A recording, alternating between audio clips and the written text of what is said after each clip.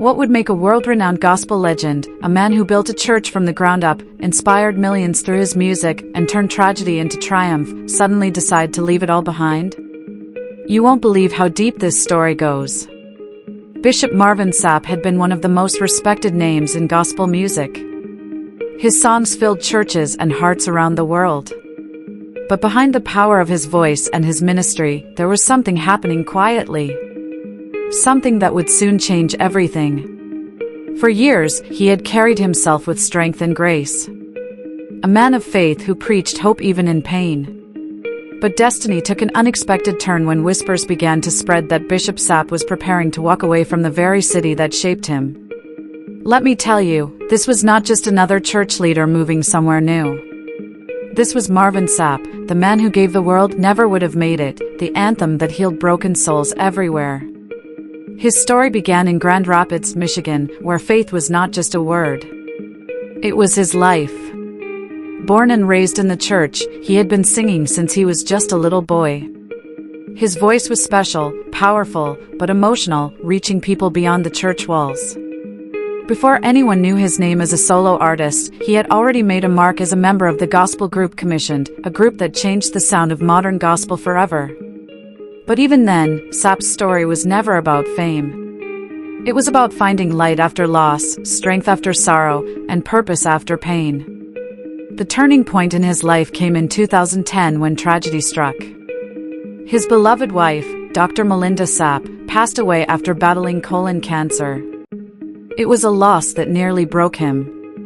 The world watched as the man who once sang about faith and victory now faced his hardest test. But instead of disappearing, Bishop Sapp stood strong. He leaned on his faith, raised his 3 children alone, and poured his heartbreak into his music.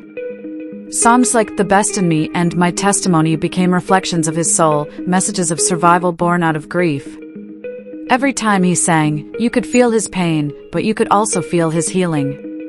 What made the story different was that Bishop Sapp didn't just sing about overcoming, he lived it. His life became the very message he preached, that faith doesn't remove pain, it helps you rise above it. As the years went by, Bishop Sapp continued building his legacy in Grand Rapids. He founded the Lighthouse Full Life Center Church where people came from miles away to hear him preach. His church wasn't just a building, it was a home for thousands. People said his words could move even the hardest hearts. He baptized generations, performed weddings, guided families, and became a pillar of his community. He seemed to have it all: success, influence, and respect. But here is the shocking part. Behind his smile, something was changing. Close friends noticed that Bishop Sapp had become quieter, more thoughtful. He started talking about hearing God's voice leading him towards something new, something bigger. They thought it was just talk, but what they didn't know was that he had already started preparing for what came next. This is where it gets interesting. For years, Grand Rapids had been both his comfort and his cage. It was the city of his blessings, but also the home of his pain. Every corner, every street held memories of his late wife, of the life they once had together. And though he loved his church deeply, he couldn't shake the feeling that God was calling him to move on. The more he prayed, the stronger that feeling became. It wasn't about fame or running from responsibility, it was about answering a divine call that he couldn't ignore. Still, the idea of leaving everything behind terrified him. How could he walk away from the place that made him who he was? But destiny doesn't wait for comfort. Slowly, he began to talk about transition, about growth, about stepping into a new season of life. Some thought he was just reflecting out loud. Others believed something bigger was happening. And they were right. Because when the news finally came out that Bishop Marvin Sapp was moving away from Michigan, it shocked everyone. Fans, church members, even fellow pastors couldn't believe it. Why would a man who had built such a strong foundation suddenly decide to start over? Was it divine direction, or was something else going on behind the scenes? What people didn't know was that this decision had been building for years. It wasn't a random moment. It was a process of prayer, planning, and preparation that he had kept private. But here's where things started to take a more complicated turn. Once the word spread that he was leaving, rumors began to surface. Some said he was tired. Others whispered that there were tensions inside the church. A few even claimed that fame had changed him. When the announcement finally came, it hit the gospel world like a storm. Bishop Marvin Sapp was leaving Grand Rapids, the city that had watched him grow from a young choir singer into a national icon. You won't believe how people reacted.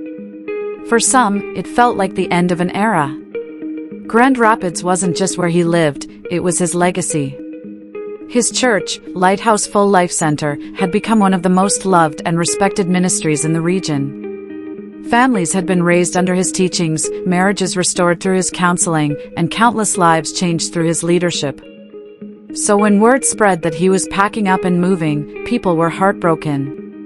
Let me tell you, at first many thought it was just a rumor. Bishop Sapp would never leave us, people said. But then came the confirmation, and the emotions were mixed. Some praised his courage for stepping out in faith, while others questioned his motives. Was it really God's calling, or was it something else entirely? That's where the whispers began. People online started saying maybe there were problems inside the church, disagreements with leadership, or even personal reasons that no one knew about. But Bishop Sapp stayed focused. He didn't feed into gossip. He didn't argue with critics. He only said one thing that made everyone stop and think: when God calls, you go. This is how the controversy started to grow. The city that once celebrated him now began to wonder if there was more to the story. Behind closed doors, people who knew him well said that his decision had nothing to do with conflict, that it had to do with peace. They said Grand Rapids had become heavy for him. Every Sunday, he stood in the same pulpit where his wife once sat in the front row. Every corner of the church reminded him of what he had lost. And though he smiled and preached, his heart carried that weight. Over time, that emotional burden became impossible to ignore. The place that had been his foundation was also his greatest reminder of pain.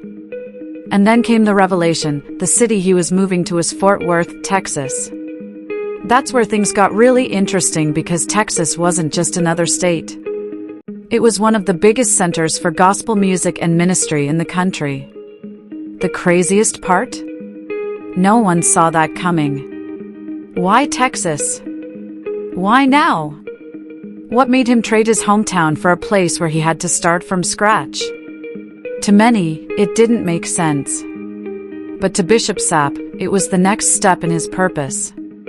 He said God had placed something new in his spirit, something that required him to leave what was comfortable to step into what was destined. Still, not everyone was convinced. Some members of his congregation were supportive, saying they understood the move was part of God's plan. But others were hurt. They felt abandoned, left behind by the man they had trusted for years. Social media lit up with opinions. Some accused him of chasing fame, saying Texas offered more exposure and business opportunities. Others thought it was about healing, a man simply trying to find peace after so many years of carrying pain. No one could agree, and the silence from Bishop Sapp made it even more mysterious. He didn't explain, didn't defend. He just moved forward with quiet faith. But here's the shocking part: people didn't realize how long this plan had been in motion. He had been preparing for this move for years. He had prayed over it, talked to trusted mentors, and waited for the right time. And when that time came, he knew there was no turning back. Behind the scenes, he had already made arrangements to ensure his Grand Rapids church would continue running smoothly. He didn't just walk away. He passed the leadership torch to people he trusted deeply. That was his way of showing that his departure wasn't about leaving something behind, but building something new. And this is where it gets interesting. Fort Worth wasn't just a random location. It was symbolic. For Bishop Sapp, Texas represented rebirth, a place to build again, to heal again, to breathe again. It was a fresh start, a chance to step away from the shadows of the past and step into the light of what was next. But destiny doesn't open new doors without testing your strength first. Because once he reached Texas, things didn't go as smoothly as everyone expected. The move that was supposed to bring peace soon brought new challenges and a fresh wave of rumors that would test his faith in a whole new way. When Bishop Marvin Sapp arrived in Fort Worth, Texas, he thought he had finally stepped into a season of peace.